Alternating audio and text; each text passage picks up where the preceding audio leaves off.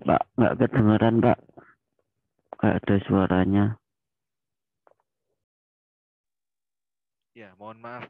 Izinkan saya share ya. Ini untuk share screen kita kali ini. Eh, ya, saat ini sudah terdengar ya? Ya. Izinkan saya melanjutkan materi kita tentang kegiatan ekonomi. Jadi, kegiatan ekonomi merupakan rangkaian dari proses produksi, distribusi, dan konsumsi. Pada kesempatan pagi hari ini, kita akan belajar tentang satu kegiatan dari ekonomi, yaitu kegiatan produksi. Apa itu kegiatan produksi? Adalah kegiatan yang digunakan untuk menambah kegunaan suatu benda atau menciptakan suatu barang baru sehingga lebih bermanfaat untuk memenuhi kebutuhan hidupnya. Ada juga kegiatan menambah manfaat barang produksi dibedakan menjadi dua, yaitu produksi barang dan produksi jasa. Jadi memproduksi itu merupakan suatu kegiatan menambah kegunaan suatu benda. Saat saya misalnya menggunakan kayu, ya, lalu dibuatlah kayu itu menjadi suatu bentuk yang lain, kursi, meja, dan lain sebagainya, maka secara definisi, maka saya akan melaksanakan ataupun sudah melaksanakan dari proses produksi itu sendiri. Adapun proses produksi itu juga dibedakan menjadi dua berdasarkan manfaat barangnya, yaitu produksi barang dan produksi jasa. Ya, jadi kalau produksi barang, ya memproduksi suatu barang dari yang tidak berguna ataupun meng-create barang baru dari suatu barang yang sebelumnya sudah ada. Contohnya mobil. Mobil itu kan juga merupakan produksi mobil. Tetapi bahwa bagian dari mobil itu sendiri memiliki beberapa unit produksi lainnya. Ya. Misalnya apa? Mobil tidak akan jalan dengan adanya ban.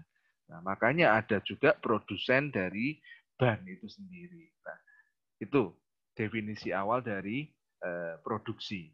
Kita bicara tentang produksi barang terlebih dahulu. Ya. Apa itu produksi barang? Ya, tadi dari makna awal produksi adalah kegiatan menambah kegunaan dengan mengubah sifat dan bentuknya. Adapun produksi barang ini dibedakan menjadi dua kategori, yaitu produksi barang konsumsi dan produksi barang modal. Nah, kita lanjut saja. Apa itu yang termasuk golongan kategori barang konsumsi? Barang konsumsi adalah barang yang siap dipakai konsumen. Ya, jadi barang konsumsi ya tentu yang kalian gunakan saat ini pakaian, lalu tadi yang sudah sarapan. Ini juga merupakan barang konsumsinya, minuman, sarapan, makanan, pakaian, dan juga sepatu, dan lain sebagainya. Itu merupakan barang konsumsi. Lalu apa bedanya dengan barang modal? Ya? Barang modal adalah barang yang digunakan untuk menghasilkan barang berikutnya. Jadi kan saat kalian apa namanya memanfaatkan baju ataupun celana ataupun sepatu, nah itu merupakan barang akhir dari merupakan proses produksinya. Nah di situ maka dikatakan barang konsumsi. Tetapi kalau barang modal merupakan barang yang digunakan untuk menghasilkan barang berikutnya.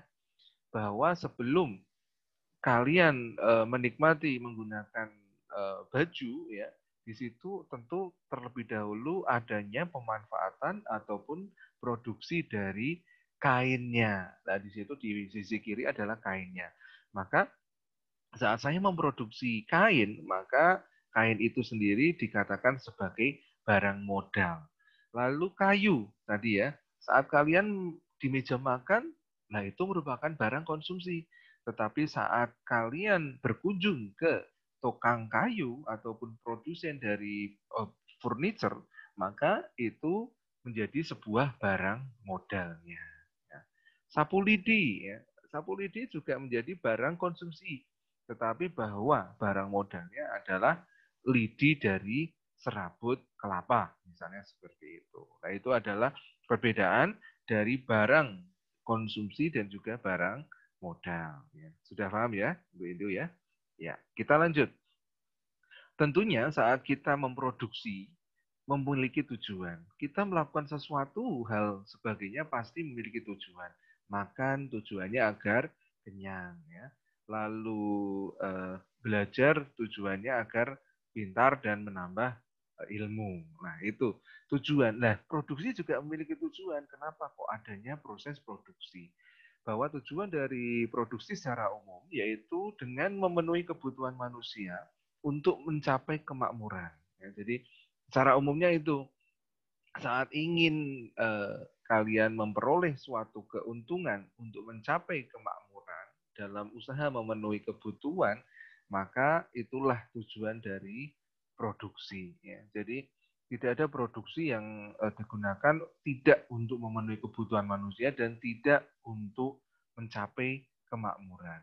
Secara khusus, tujuan produksi adalah dengan melihat atau dilihat dari kepentingan pihak produsen dan konsumen. Dari pihak produsen, tujuannya untuk meningkatkan keuntungan serta menjaga kesinambungan kehidupan perusahaan. Lalu kalau dari pihak konsumen, tujuan produksi adalah untuk menyediakan berbagai benda pemuas kebutuhan. Jadi ada dua sisi ataupun sudut pandang dari proses ataupun tujuan dari produksi itu sendiri. Yang pertama kalau produsen itu tidak lain tidak bukan adalah mencari keuntungan dan kemakmuran. Tapi dari pihak konsumen itu tujuan dari produksi ya untuk memenuhi kebutuhan mereka. Ya, jadi ini sudut pandang yang berbeda. Jadi antara produsen dan konsumen. Maka setiap pihak ya itu memiliki tujuan yang berbeda-beda. Jadi produsen tidak akan memproduksi sesuatu saat barang itu dirasa tidak menguntungkan dan dirasa tidak menjadi kebutuhan bagi masyarakat. Ya. Karena apa? Karena nanti akan berhubungan dengan permintaan dari masyarakat. Seperti itu. Berikutnya adalah fungsi produksi. Saya tidak akan membahas lebih jauh dari fungsi produksi karena memang nanti ataupun mungkin kalian juga sudah belajar di mikro. Ya. Jadi di dalam produksi itu sendiri ada apa namanya fungsi-fungsi produksi itu dijelaskan lebih detail di mata kuliah mikro, baik mikro 1 maupun nantinya akan dikuatkan di mikro 2. Ya, jadi nantinya akan ada fungsinya, akan ada kurva, lalu kurva produksinya seperti apa ya. Dari yang satu faktor, dua faktor dan lain sebagainya akan dijelaskan lebih detail di mata kuliah mikro. Ya. Berikutnya adalah fungsi produksi secara umum adalah menyediakan kebutuhan masyarakat, lalu meningkatkan keuntungan dan sebagai alat pemuas kebutuhan. Ini menjawab dari tujuan produksi itu sendiri. Jadi tujuan dijabarkan berdasarkan apa? Nanti akan menghasilkan suatu fungsi produk. Fungsinya menyediakan kebutuhan masyarakat. Hampir semua kebutuhan masyarakat itu akan melalui proses produksi, ya kan? Walaupun misalnya sayuran sekalipun, sayuran tanpa adanya ditanam secara apa namanya proper ataupun secara baik oleh petani ya tidak akan memenuhi kebutuhan masyarakat. Contohnya yaitu tadi telur juga. Telur kalau ayamnya tidak diternak secara serius oleh petani ya pasti tidak akan menjadi sebuah telur ya.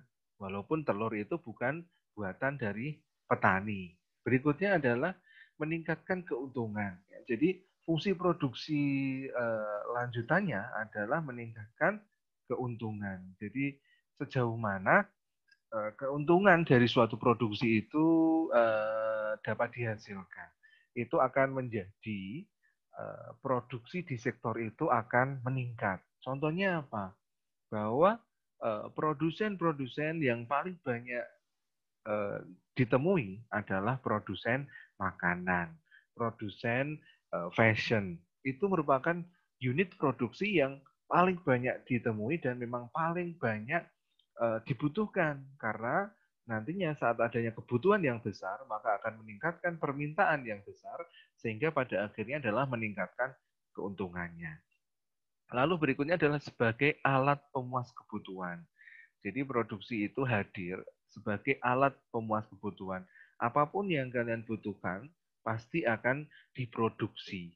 Ya, dari awal misalnya handphone yang bisa untuk mukul pencuri bisa pingsan itu ya, yang besar itu. Lalu sekarang ini sampai ke tahap smartphone. Artinya apa? Bahwa setiap periode, setiap tahun, setiap harinya masyarakat itu mengalami peningkatan dari pemuas kebutuhan. Bahwa dari alat pemuas kebutuhan itu akan menjadi suatu dasar dari produsen untuk memproduksi barangnya. Oh, ternyata smartphone saat ini baru laku. Menurut saya 5 tahun lagi, 10 tahun lagi, smartphone itu nanti akan digantikan oleh suatu produk yang baru lagi. Ya, artinya apa ya? Nanti akan senantiasa mengikuti kebutuhan dan kepuasan dari masyarakat.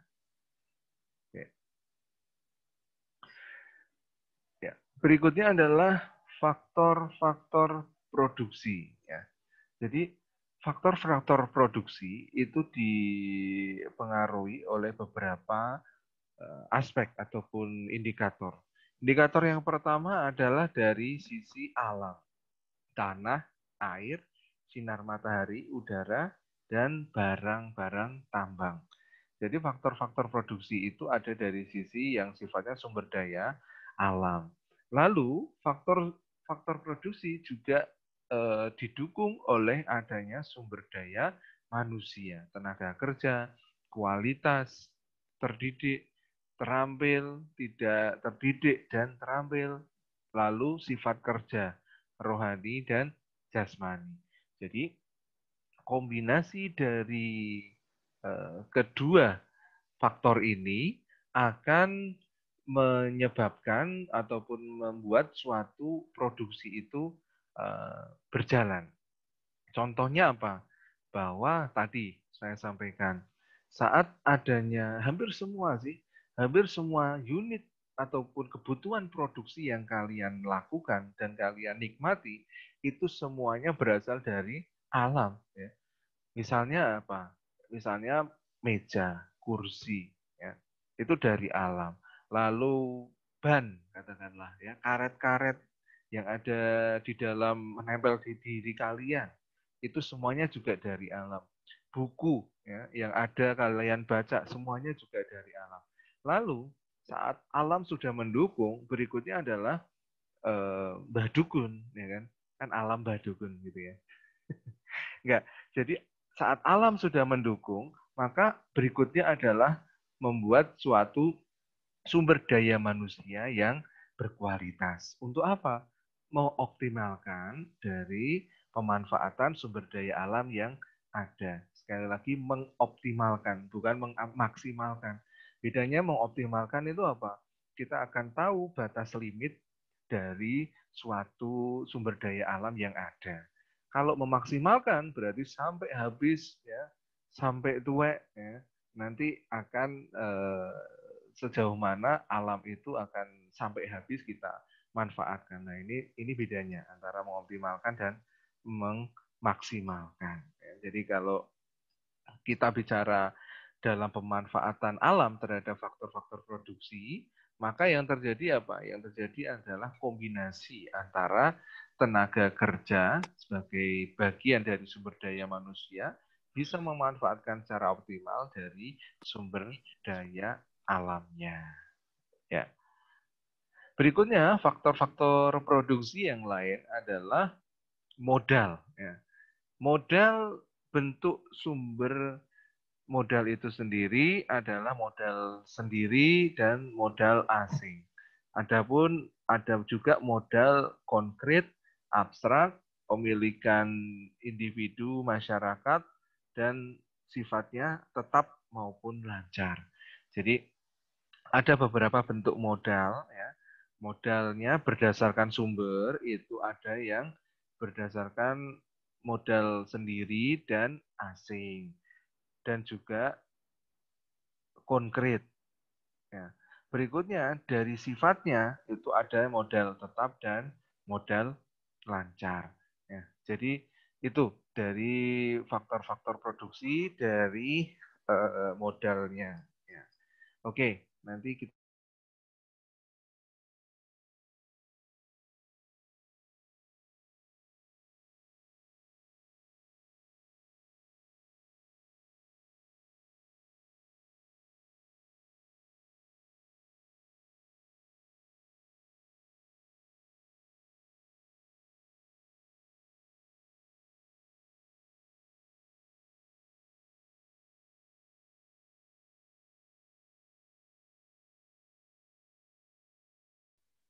ya, berikutnya adalah inspirasi dari pengusaha sukses Indonesia.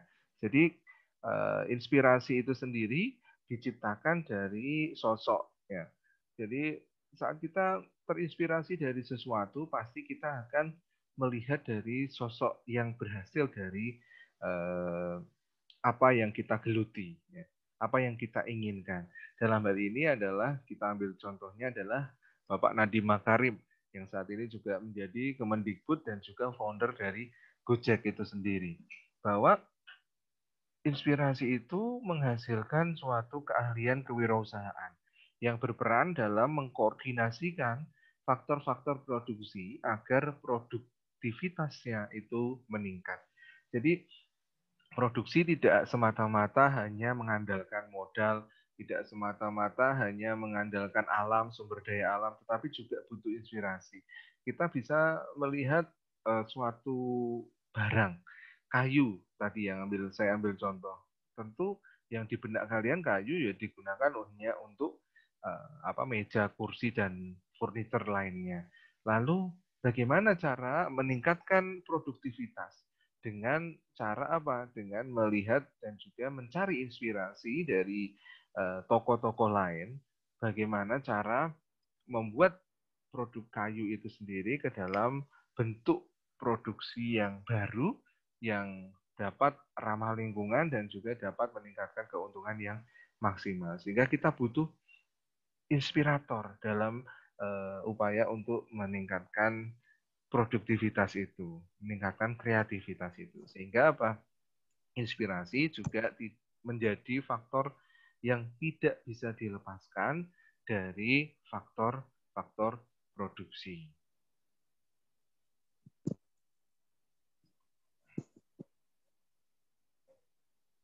Oke. Berikutnya adalah klasifikasi faktor-faktor produksi.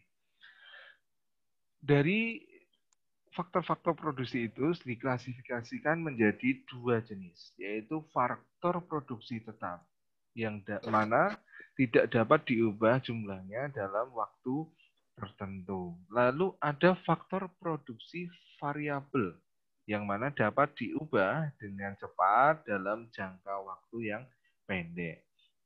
Kita bisa ambil contoh ya seperti halnya tadi ya, barang modal dan barang bahan baku ataupun bahan yang menjadi proses bahan baku dari produksi itu sendiri. Contohnya apa?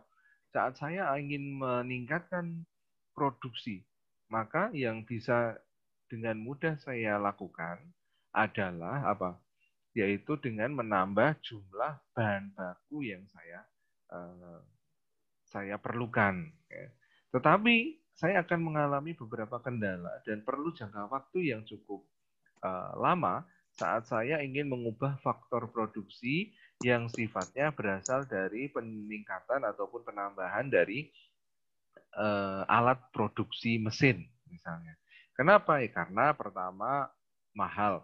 Kedua, lokasi dari penambahan mesin itu sendiri tidak mampu diakomodir di lahan kita sehingga kita perlu perluasan lahan terlebih dahulu. Nah, hal ini tentu memakan waktu yang lama dibandingkan dengan mengubah faktor produksi yang sifatnya adalah variabel, dalam hal ini adalah bahan bakunya. Nah, ini adalah klasifikasi dari faktor-faktor produksi ya. Jadi dapat saya review kembali bahwa produksi merupakan kegiatan rangkaian dari kegiatan ekonomi, awal dari kegiatan ekonomi, lalu produksi juga tujuannya adalah menambah kegunaan suatu benda, menciptakan suatu benda baru sehingga lebih bermanfaat. Adapun produksi itu sendiri ada produksi barang dan juga produksi jasa.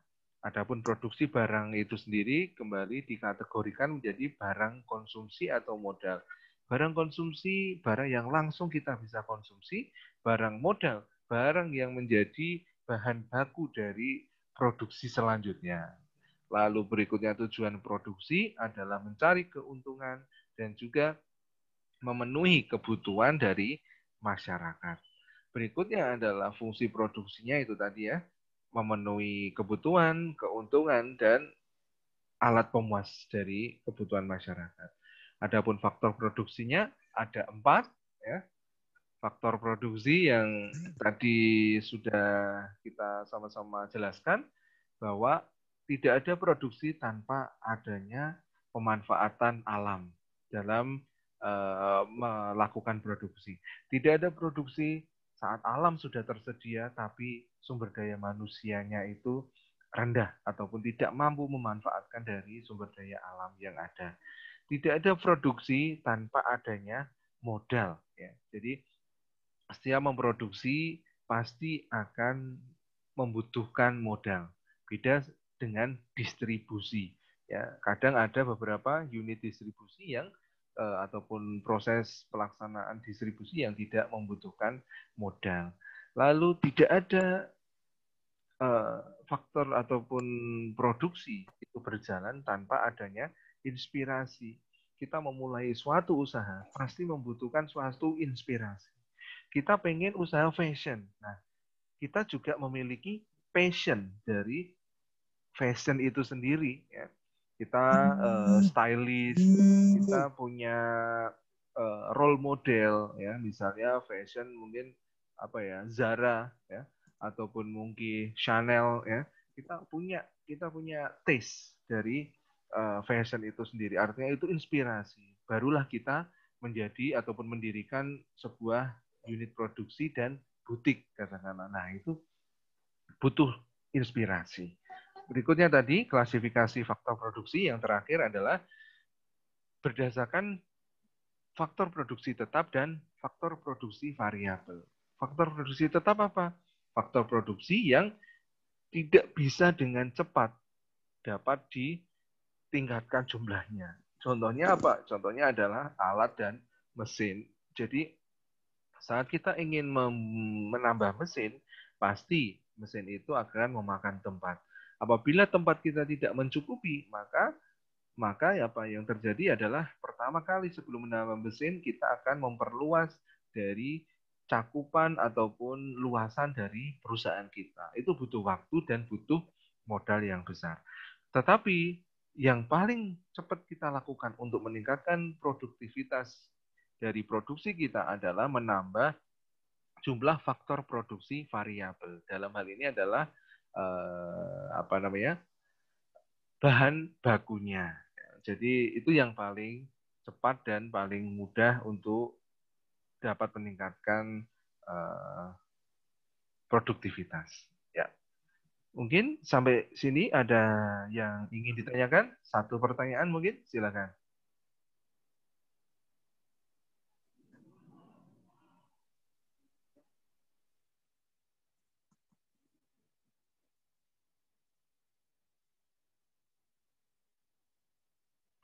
Tidak ada pertanyaan? Ya, baiklah. Untuk recording kali ini kita akhiri. Semoga kita tetap senantiasa diberikan kesehatan dan bagi kita maupun seluruh keluarga kita. Terima kasih atas perhatiannya. Wassalamualaikum warahmatullahi wabarakatuh.